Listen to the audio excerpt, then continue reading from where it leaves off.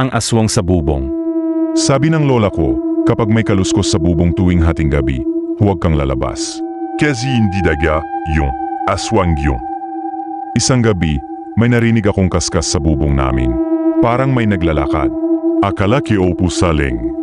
Pero nang sumilip ako sa bintana, may anino akong nakita. Mahaba ang kuko at may dila na parang ahas. Dahan-dahang bumaba ang anino. Bumukas ang pinto namin kahit nakalok ito. Babi mo ang saap niyan. Narinig kong bulong mula sa dilim. Agad kong hinila ang kapatid kong sanggol at nagtago sa ilalim ng kama. Hawak ko ang rosaryo ni Lola habang pinipigilan ang iyak ko. Maya-maya'y parang umatungal ang hangin at biglang tumahimik. Paglabas ko kinabukasan, may mga gasgas sa pinto at bakas ng paa na may 3 daliri. Walang naniwala sa akin. Pero mula noon, tuwing may kaluskos sa bubong, hindi na kami natutulog. Naghihintay lang kami kung kailan siya babalik.